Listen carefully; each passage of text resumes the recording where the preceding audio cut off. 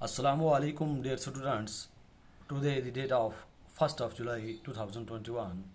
Class है हमारी fourth से जो सब्जेक्ट है वो है EVS एनवायरमेंटल साइंस। और टॉपिक जो है हमारा वो है how days and nights are formed, कि किस तरह दिन और रात जो हैं वो बनते हैं। जैसे कि आप सब जानते हो इसका कुछ हिस्सा हमने कल 30 जून को पढ़ा था। तो आज हम इसका अगला हिस्सा पढ़ेंगे पार्ट सेकंड, तो जो कि पेज नंबर 59 पर है। तो सभी स्टूडेंट्स अपनी बुक की पेज नंबर 59 निकालेंगे और हम शुरू करेंगे आज का ये चैप्टर, कल जहाँ तक पढ़ा था वहाँ से आगे। तो सीधा हम चलते हैं अपनी बुक की ओर। जैसे कि आप जानते हो यहाँ पे हमने ये देखा था, कल पढ़ा था कि किस तरह पांच पांच बच्चों का ग्रुप उन्होंने बनाया था टीचर ने। तो फिर सबको बारी बारी ये कहा था कि आओ देखो, टेबल के ऊपर एक साइड में बॉल रखा हुआ था और दूसरे साइड से उसके ऊपर टार्च की लाइट लगा रहे थे और देख रहे थे कि किस तरह जिस साइड पे लाइट गिर रही है वहाँ पे रोशनी है, और जिस साइड पे रोशनी नहीं गिर रही तो वो साइड जो है उसका अंधेरे वाला है, डार्कनेस वाला है। तो चलिए आगे हम पढ़ते हैं कि क्या इसमें आगे है। चलिए यहाँ तक हमने पढ़ा था। अब यहाँ से नाउ द टीचर सेड, अब टीचर ने कहा, उस्ताद ने कहा, वी विल राइट, हम लिखेंगे द वर्ड लाइट, एक लफ्ज लाइट। वर्ड हो गया जी लफ्ज, अल्फाज को वर्ड कहते हैं। क्या लिखना है हमें लिखना है light. On the side of the ball which is getting the light, हमें लाइट लिखना है मगर कहाँ लिखना है, उस जगह पर लिखना है बॉल के जिस हिस्से के ऊपर टॉर्च की लाइट लग रही है। आप देख सकते हो यहाँ पे यहाँ पर बॉल है और ये हाथ में उस्ताद ने पकड़ी हुई है, टॉर्च पकड़ी हुई है। तो इसकी लाइट जिस साइड में गिर रही है, जिस साइड में पड़ रही है, तो इस साइड में हमें क्या लिखना है जी, वर्ड लाइट लिखना है।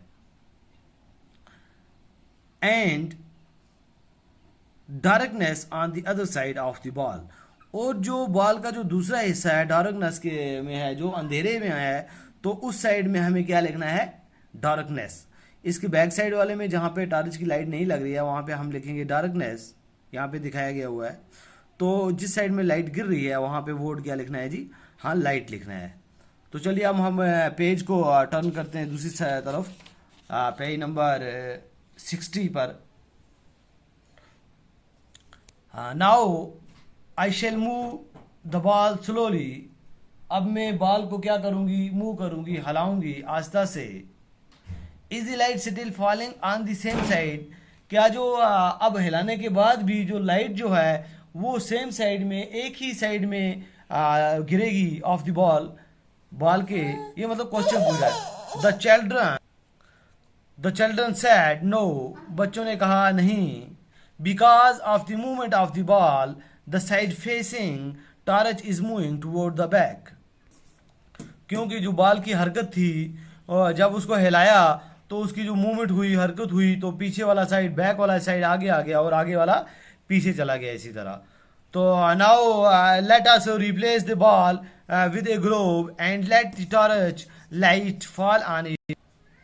चलो अब क्या करते हैं, now let us replace the ball with A globe, अब रिप्लेस करते हैं, बॉल की जगह हम क्या करते हैं जी, ग्लोब को रखते हैं। And let the torch light fall on it, तो और अब क्या करते हैं, उसके ऊपर इसी तरह टॉर्च की लाइट लगाते हैं। Which part of the globe is getting light, कौन सा जो हिस्सा है ग्लोब का जिस साइड पर लाइट लग रही है, लाइट गिर रही है, लाइट पड़ रही है। The children said the side facing the torch, उस साइड में लाइट पड़ रही है जो साइड टॉर्च को फेस कर रहा है, टॉर्च के सामने है। द टीचर आस्क्ड अगेन, तो उस्ताद ने फिर से पूछा, दोबारा पूछा, why is there darkness at the back of the globe, तो फिर दूसरे साइड में जो उसका पिछला हिस्सा है उसके उस साइड में क्यों अंधेरा है। The children looked at the globe and replied, बच्चों ने ग्लोब की तरफ देखा और रिप्लाइड किया, जवाब दिया, because the part is not getting light, क्योंकि ये हिस्सा ग्लोब का टॉर्च लाइट नहीं ले पा रहा है, इसके ऊपर लाइट नहीं पड़ रही है, तो इसीलिए ये साइड जो है वो अंधेरे में है। तो अब क्या हुआ, now I shall move the globe slowly, अब मैं क्या करती हूँ, उस्ताद कहती है कि अब मैं क्या करती हूँ, ग्लोब को मूव करती हूँ, हिलाती हूँ दूसरे side.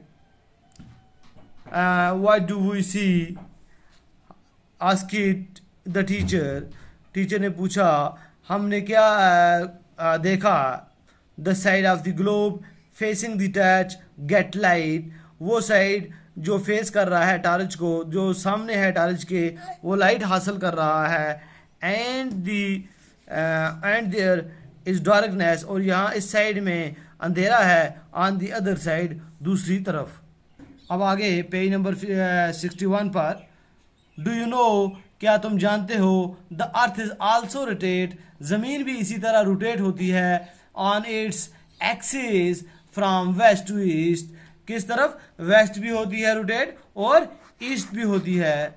The movement of the earth on its own axis is called rotation, जो हरकत है ज़मीन की वो इसके अपने एक्सिस की वजह से, जिसको क्या कहते हैं जी, और रोटेशन कहते हैं। Day and night are formed due to this rotation on the earth, तो इसी तरह दिन और रात बनते हैं इस रोटेशन की वजह से। जब ज़मीन रोटेशन करती है तो इसी वजह से लाइट आती है और जाती है, तो इसी तरह से दिन बनते हैं।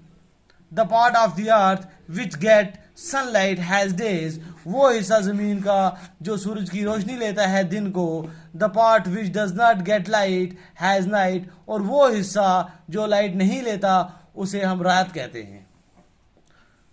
The earth completes one rotation on the axis in 24 hours, तो ज़मीन जो है अपनी जो रोटेशन जो है, कंप्लीट रोटेशन, एक रोटेशन करती है अपने एक्सिस में कितने घंटे में, 24 घंटे में। We call it a day, हम इसे क्या कहते हैं, दिन कहते हैं।